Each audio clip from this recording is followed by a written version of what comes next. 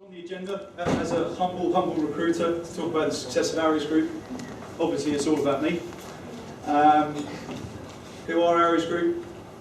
The mythical secret, mistakes we've made, how we keep our staff, what we've implemented and why, and our key to growth, and how our staff see us. So a bit about me. Studied business economics at Cambridge. That sounds all very flash. I really drank a lot of beer and played rugby, but obviously that's what I told my mum and dad I did, obviously. I worked for S3 until 2003 at the Huxley brand. That's either a good or a bad thing, depending where you sit. I left in 2003 to set up Aries Group with James. And I actually went over to Amsterdam, so I set up our Amsterdam offices with the Dutch, which was quite an experience to say the least. And this year I got a new boss.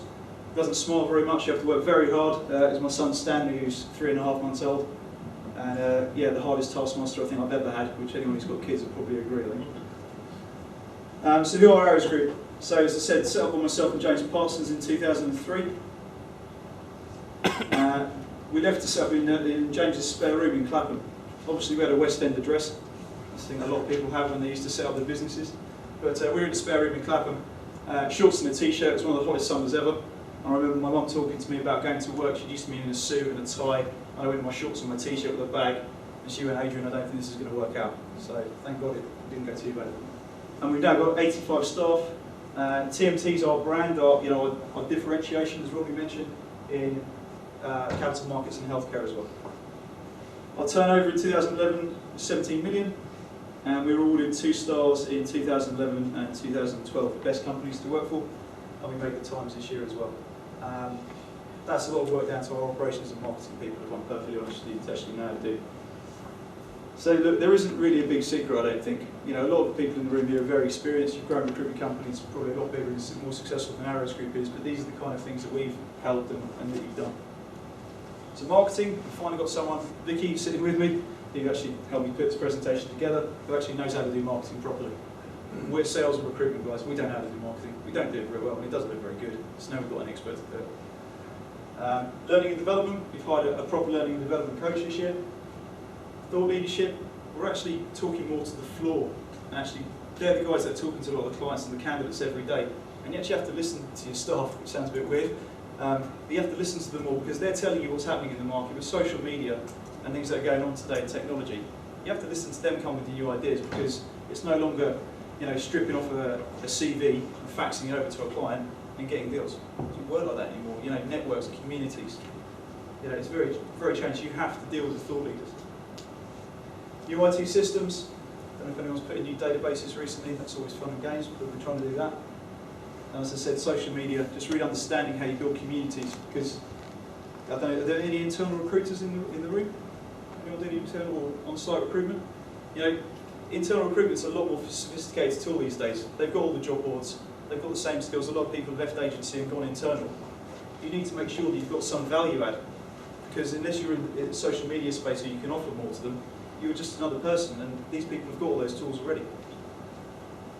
And then internal promotions. We really believe in basically getting people in and working them up the food chain. And I'll come to that a little bit later.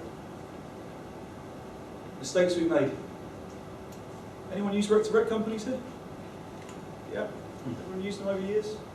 So has anyone had the phone call where you get called maybe on a Friday afternoon, you have a bad month, and you get told about the mythical top biller?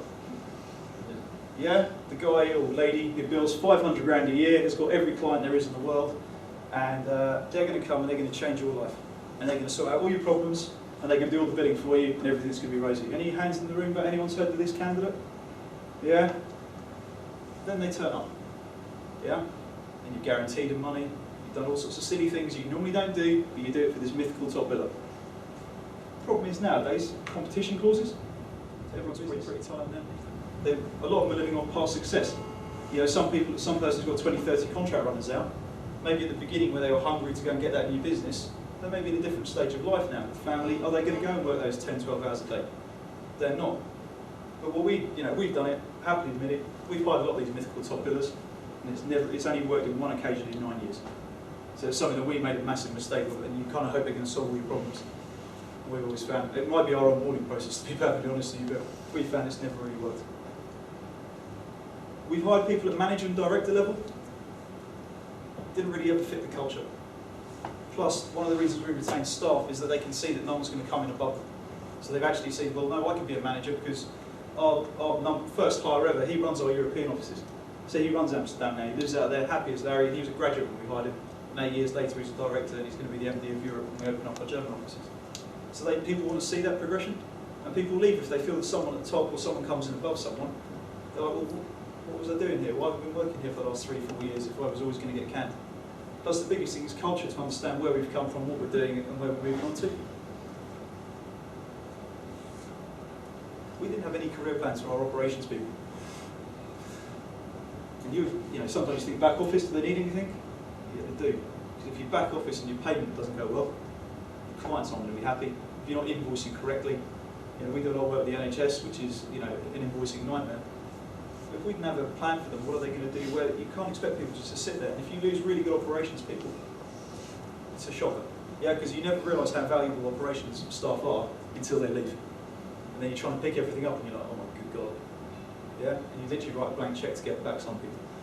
And sales staff, you know, we'd have a little bit, but you know, we didn't get into enough.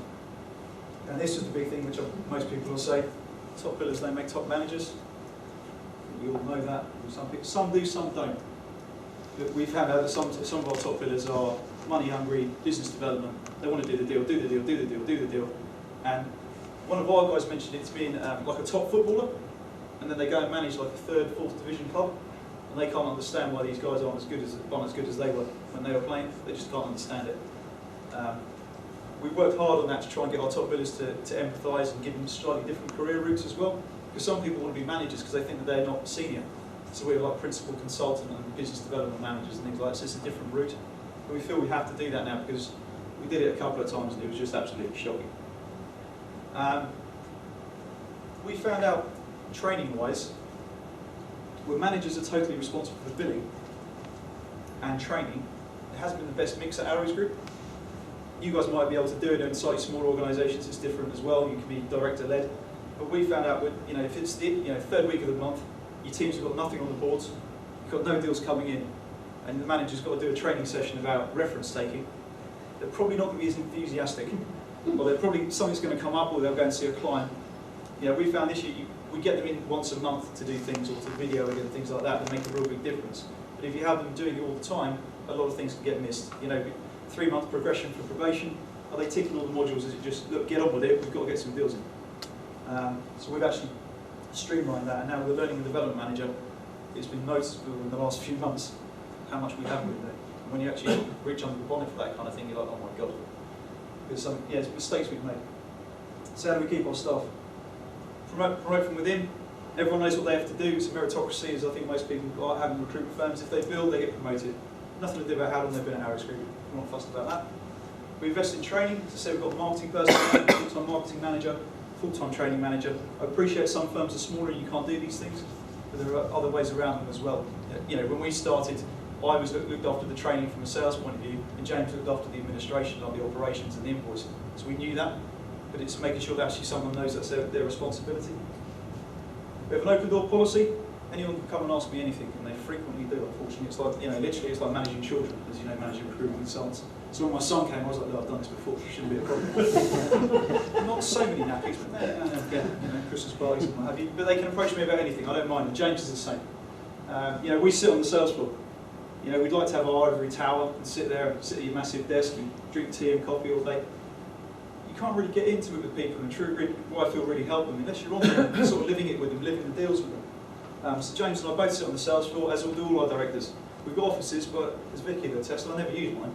I use it like once a month to go and do reviews because that's what I have to go and do for apparently. But just being on the sales floor and making sure you can be part of it, or you know, if you hear a phone call, you can just turn around and go, look, maybe you need to ask that slightly differently next time. And director support, as I said, anyone can email me. We make sure we're available. Everyone's got our mobile numbers. You know, you can pretty much help with anything. And as I said, career planning for everyone, I think, just makes a big difference. You know, people need to know they've got a career. They're getting, you know, everyone's staff are getting headhunted. Everyone's getting rang up, getting probably bigger basics than people want to pay. You turn around and go, well, why am I here? And you've got to kind of put yourself in their shoes. Well, why am I here? You know, I left my firm to set up my own company because I kind of looked around and thought, really? There's stuff going, this firm's been going a long time. Is there really a director role there? I'm not sure. So you go and have a look at career, but you need to sit down and have that conversation. I know we're so busy billing, sometimes you're like, I haven't got time to do career plans for everyone. The way we got around that, we turned around and asked our staff to write all their own career plans. So we didn't bother doing it, because what's the point of me writing a career plan for a 22-year-old? It's not my career, it's not their career plan, it's mine. So we turned around to our staff and said, write all your career plans, where do you want to be in 2-3 years' time? Keep it short, 5 years another reason. And they turned around and they came up with what they wanted to do. And it was just like, less hassle. Can I ask you a question? Of course you can. How many different plans did you get? Surprisingly, they were pretty much all roughly the same. Yeah. From the sales point of view, they kind of wanted to become directors, managers. Some people wanted to become BD people. So it's pretty much the same. Obviously, the operations and the accounting staff are slightly different, as you can appreciate. But they were pretty much roughly the same, because the culture was kind of people had seen where people had gone. But it was more buy-in from the business than we'd ever had. Because actually thought, well, wait a minute, these guys do care about our career. They do want to see where we're going to go. So that's kind of where we got our feedback from. But you can't accommodate all that. You can't accommodate them all, can you? You can't. There's there's going to be people who have aspiration who want to go further, and they're not going to be able to get there. There's going to be certain tools that you can look at, certain training that you can look at. Of course, people are going, well, I want to be in your seat. Brilliant. If you're better at my job than I am, go for it. That's kind of how we are. So it's not about where you're going to be or where you can be. And it is difficult to do it with everyone. But I think you can sit down and spend an hour with each employee and just talk about it. Half the time isn't, yes, you're definitely going to be there because you've got to hit targets and things like that.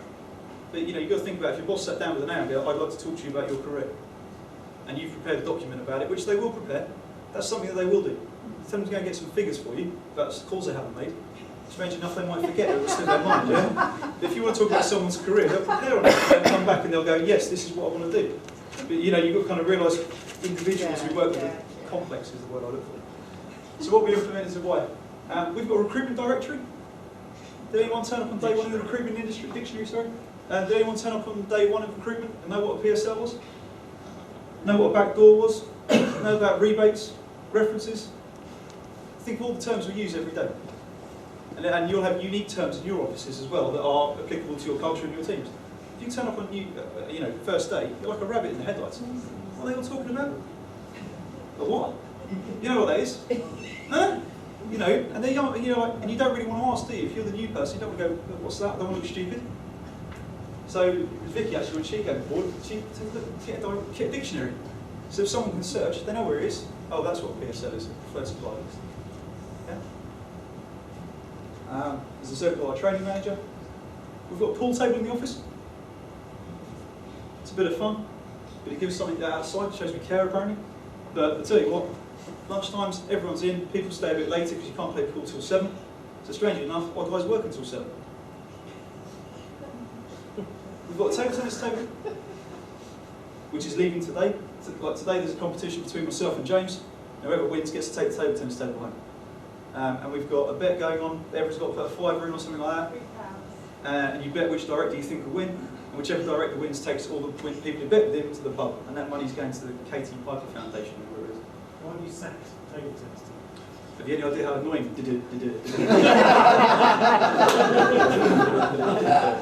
Try that for 4 years, and you'll see why I want to burn that thing. So you won't be looking to win the thing? No, God, I don't. I'll bring that home to my wife and the amount of baby kit I've got. Can you imagine? She'll be like, what? No. We provide free breakfast. I went to a happiness thing that came out of Best Companies. A lot of young people who work for us struggle to get out of bed in the morning, don't eat breakfast. A lot of young people who can't afford breakfast. The small basics, when you start doing recruitment, times are really tough. So we said, look, I was sick to the back teeth of people like, oh, it's their milk, we buy a lot of milk, people use it for cereal. Jesus, your job's hard enough. So we went, look, free breakfast. So everyone can come in and have their breakfast at Aries Group in the morning, and then they can get set up for work. It's probably one of the most positive things we ever did. And it's such a little thing, it costs nothing. A few boxes of cereal, a load of bread. But for a feeling of putting something back into the business, it was real good feedback we got from it.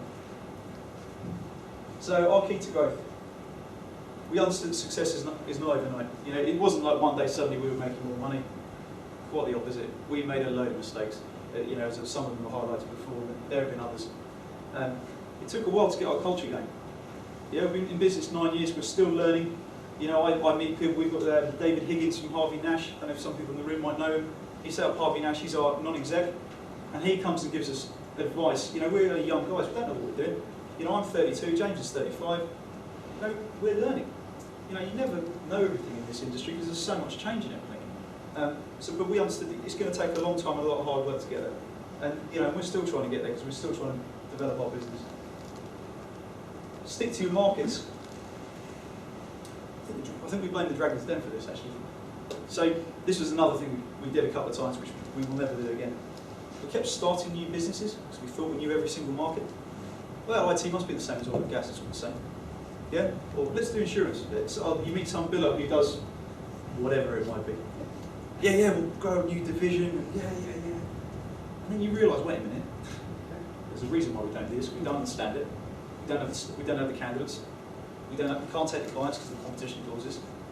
So basically, I'm paying someone a fortune who's not going to bill for at least 6 months. You know, we stick to what we know. We know IT. We know our healthcare division. We don't need to make it more complicated. We know that we can go into Europe and into other countries, do similar things with similar values and one message. You know, it's different if you have, you know, think about social media, it's all about your message. But if you've got a load of different things, what messages can you send out? And it's confusing to people. Yeah, especially if you're headhunting, which is a lot of the work we do. They don't want to go onto a site and see oil and gas jobs and IT jobs and pharmaceutical jobs. And they'll be like, what do you do? You know, we're not a big agency. We're 85 people, we're small. We're not a Hays or something, you can do all these brands. So that's something we learned painfully a couple of times, I must admit. Good communication. Make sure that the message actually goes out now, as opposed to telling one person, then it kind of filters down. Things like leavers, actually sending out an email when people leave, explain the reasons why, so people don't sit there and think, oh my God, I'm next. Yeah, you know, sometimes people just get marched out the door. Oh, that one's gone. Well, why? You know, it happens in recruitment business. I used to work for S3 and it was an ongoing thing, I can assure you. People just disappeared. Oh, yep, cheers, yep. You know, it was like that. But you know, we like, if people leave, we sit down, we'll have an end of week meeting, we'll talk about, look, yeah, they've left, these are the reasons why. Because recruitment isn't for everyone. And I think you have to emphasise that message to your staff. We certainly do. Go, look, it's not because they've suddenly become a horrible bad person. They just aren't suited to recruitment. People's lifestyles change. Yeah. Think before you send policy. So we used to ping out emails and not think about who would be reading. I might have a different opinion to someone who's just started, to a manager, to even a senior consultant. We have to think about how everyone reads messages. I never really thought about it before. We just ping out an email, look, we're down to beers for Friday night. You know, we have some people in the company who don't drink. They felt excluded because they thought beers were Friday night and it wasn't really a social thing. We didn't even think about these things. But, you know, the more we mature we get as a business, the more we think about it, a little bit more what we do, instead of just off the cuff. Different people have different motivations. Some people are quite happy billing, some people want to be managers, some people want to go home at 6:30 every day. You know, we've got a Dutch office. Now the Dutch, I could put 100% commission rates in there, and it wouldn't change how they work. They wouldn't work any harder for me, they wouldn't work any less hard. Why not? Because they're not bothered about it, they're bothered about status. So it's about job title, about responsibility, it's not necessarily about money. It took us a year and a half to work that out. Yeah, and that's just going to work in a different culture. They weren't bothered about the commission. They saw their value as a base, and the ways we motivated the Dutch for their incentives and the way we motivate the English guys for their incentives are different. It's about leaving half an hour earlier on a Friday, so they can go and see their children or their family or their friends. Yeah, the English guys want to know how much you can put behind the bar, and how quickly you can drink it, and are you leaving at night? Yeah? That's kind of our culture. You know, other companies are different, but that's kind of how ours is, and we've got to realise that. The Dutch have a good drink as well, don't. So the big secret, which you know, no one would know, just make as few mistakes as possible. We've made loads. We try and make as few as we can, but you know, you're running a business, you're never going to know what the bloody answer is, quite frankly. That's my opinion. That's how we are at Aries, but you know, it may be different for different businesses, obviously. But we just try and make as few mistakes and try not as many crazy ideas as we used to. Let's put it that way. And these are some lies. I mean, these are things that recruiters wrote about us. Sorry, who did the presentation? Vicky. So these are things that some of our colleagues wrote about us. We're not going to read all them out. But a lot of it is about the growth of them joining and then moving upwards and onwards. I think that's about it.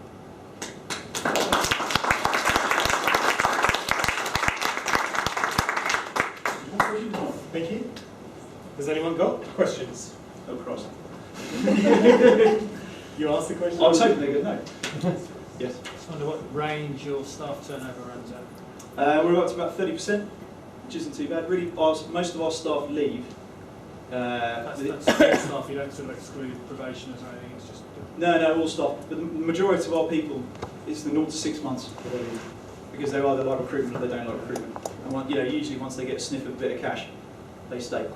We don't tend to lose people further on than that. But that's because we only, that's probably 3 years. There was a period, I think it's called 2007, is the ghost year. We don't have anyone we employed in 2007 Aries Group who works for us anymore. Yeah? It's a shocker, but I'll happily share it with you. But that's because we never did any career planning. So people could pick them off easily because they never knew where they were going. But now we're so much better at it. We plan to, it's about 30%, but majority of our stock is in the 0 to 6 months at least. Because, they turn up and they think they get paid 100 grand for working until 5 o'clock in the afternoon, you're like, it doesn't really work like that. Anyone else? Yep, you go ahead. Yeah, just a quick question on the content of the training. So you mentioned the sales training, which is obviously very important. But 2 examples in the last week where I've been to employers. Yeah. And they said one was speaking to a recruitment consultant, you missed nothing about the Disability Act, and that was terrible. So when we're saying all that stuff about use recruiters, they use that as a counter example. Another example from an employer was in the IT sector, saying within 10 seconds I could tell that person, that recruiter, knew nothing about the IT market. So in terms of the style of training, the type of training, is it, apart from the sales stuff, about sort of regulations? Yeah. So it's slightly boring, I know. For No, not at all. And the sector-specific training, is that something else? Yeah, so healthcare is very sector-specific, so references, risk assessments, things like that, CRB checks, bloods. We've got one of our guys who can actually do blood tests for us, because that's how it's, if someone kills someone, it's the directors of the recruitment business that are actually liable for it. So strangely enough, we're pretty hot on that. In IT, it's slightly different. IT, everyone works in vertical. They don't talk to any client until they've been here probably about 6 months, because they have to learn the technology. Because you can't gain any credibility with the clients if you don't know the technology. They need to know what the new technology is, what's happening, what's going on in the markets, what's trending on Twitter or LinkedIn or whatever it is. But if they don't know it, as you say yourself, hi, I'm a specialist. Great, another specialist. I've got a great date. Oh God, another one. You know what I mean? And you hear it from clients, you get it. But, you've got to make sure people have got a bit more to talk about. Have a product, talk about the candidates, make sure they interview the candidates properly, and then it comes from there. But if they haven't got credibility, I wouldn't put them on the phone to a client at all, because otherwise, you only get one chance. Yep. So you mentioned one of your mistakes was senior hires, for one broad expression. Do you therefore target, do you have a certain sweet spot? Are you after grads, first, second jobless, previous recruitment, non-recruitment? Yeah. I'd say it's a spread. We take everything from apprentices, so 17-year-olds, 18-year-olds who never went to university, all the way up to probably senior consultants. But we're very much about, if they don't fit the culture, they'll interview 6, 7 people. And if anyone, even to a trainee interviews them and doesn't like them, they don't come. Because they might spot something. They're going to meet me and they're going to tell me how great they are and how much they build, because that's what they get told by the rector. But if someone will catch them out on something, you're like, wait a minute. So we get everyone to interview. The sweet spot's up to a year's experience, someone who's done sales before. The only worry you always have, if someone's done recruitment for a year in another company, why didn't it work out? What happened? If they were any good, would they be there? But, there were always 1 or 2 stories, and we've had a couple of people who left some of the bigger firms and came to join us because they didn't get enough training. And then we worked a bit with them, and they're actually really good people. It's just, they're in a floor of 200 people. They're the new guy. No one's kind of looked after them. And we also we buddy them up, so that everyone who joins the company has a buddy in a different team. So you can go and have a coffee or a beer and just complain about your boss, and meet someone they don't fit, and we always tend to hire them in 2s, which I know is difficult in a smaller business, but it means that they've got someone to share with. How are you getting on? Have you pulled any leads yet? Have you got any jobs on? Yeah, I'm doing this. Yeah, I'm doing that. So they can have someone to talk to. Hire a similar level. Yeah. You started in 2003, yeah? Yeah. 2011, the turnover was 17 million. Mm-hmm. You obviously started, I think you said, in your mate's room or something like that. Yeah, my business partner spared bedroom with Yeah, the cat. looking at where your pool table is and your table tennis, you're in pretty decent accommodation now, I think. We're in Waterloo, and we've got 2 railway arches, and the trains go through every day. All 85 people on the No, we've got 15 in Amsterdam, Yeah. and we've got 70 odd in the UK, but we're looking to hire at the moment, so we're looking to expand the people there. What was the process, and what was the treatment to get you from out of that room into there? Into the next Okay, room? so we moved from, James and I decided that if we continued working together, we'd probably kill each other in that bedroom. You're It's obviously pretty, doing all right. it's pretty tough. So we got some serviced offices, which were good at the time. But you know, you get the desk cost in a service office, and we was just so wet behind the ears. And then they just added these extras on. Oh my God, this cost a fortune. So then we hired some staff, made some mistakes, but they took them on. Then we stayed at healthcare, and we had 2 little pods, and then we moved to Richmond, which was beautiful. The problem was we couldn't get enough staff in Richmond. So then we had to move to London, and then we got these offices in Waterloo, which is good for the work we do in the city. You can get out to Slough and the telecoms companies quite easily. So that's how we got there. Sorry, you obviously grew though from 2003 to a particular point where you're employing staff, so let's assume, I don't know, in that first 3 years you turn over from 0 to that point to, let's assume, 5 million. And then you start all these processes that you've just been through there. Would you say that your growth, as a result of that, that's shown considerable more growth? In other words, from 0 to, let's say, 2008, figuratively speaking, 2003 to 2008, let's say you're turning over 5 million. Yeah. Since you implement these procedures, i.e. your training, your open policy, your casual approach in many ways, that's expedited your, that's impacted massively on your growth. Massively. You know, that's been the key. That's actually do you know in recruitment you have good months and bad months. Since we did this, we have less bad months. You get to a scale, don't you? Yeah, exactly. But it's more from the point of view as in we kind of know what people are thinking a bit more and a bit better now since we've actually got some processes around it. Instead of, you know, you start sometimes a month, you go, what's it going to be? That's when it got more consistent because we actually had some processes as opposed to what James and I thinking this week. We actually had other people taking more responsibility for it, which meant we had a bit more success. And that's kind of when it sped up a bit, I suppose. Am I right in thinking that the career progression takes a competent contingency recruiter into management and builds a team of contingency recruiters around? No, you go either way. So you can be a manager, or you can be like a practice lead. Yeah. So, for example, if someone's very good at technology, and they're very great at talking to the technology people and building that community, but they don't want to manage staff, or you know they're not capable of managing staff, they can go to like a principal consultant level. What does that mean in practical terms in terms of how they do business? Yeah, so they're speaking to clients, they're speaking to their candidates, but they're the ones that maybe will come in and get the whole technology team together and go, this is a new technology, big data, these are the issues that are coming with that. So they'll be like a knowledge holder, like an SME, a subject matter expert. How do they make money?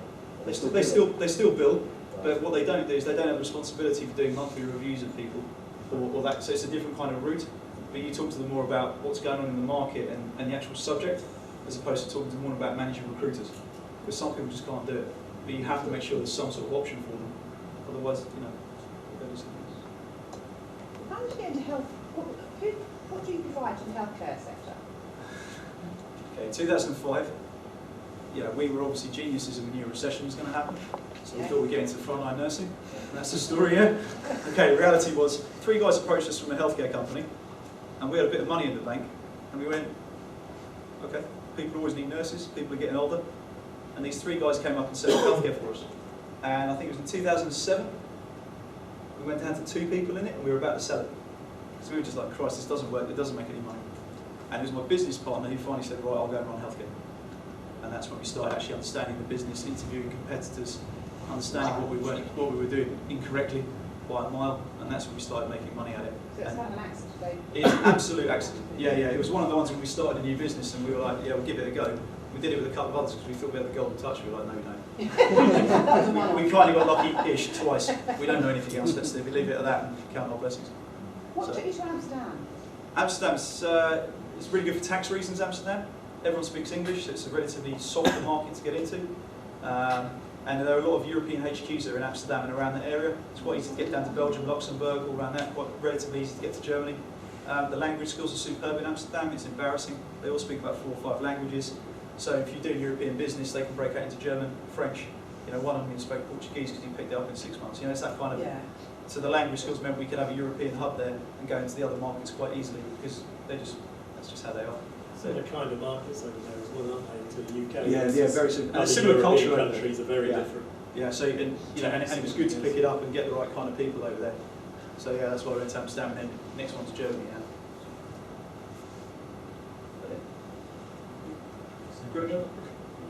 In that case, no more questions. Thank you very much. Lovely, thank you.